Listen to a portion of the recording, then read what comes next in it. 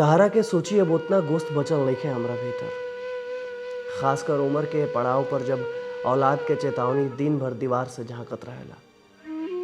हम आध्यात्मिक हो गइल बानी, वासना अब हमके ना फांसे।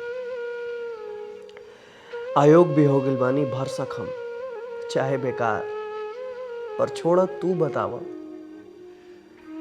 का तू अबहू सक्षम बाड़ू? का तू अबहू अपन केश रीठा से धोवेलू?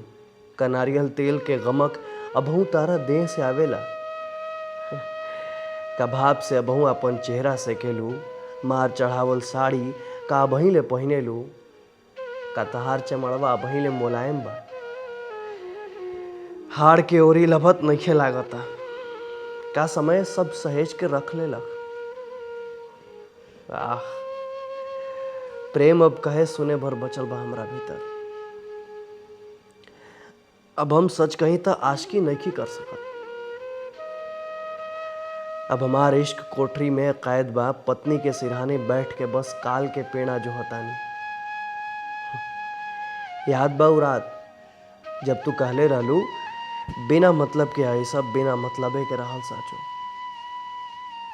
सच कहीं त तू शुरुए से समझदार रहलू।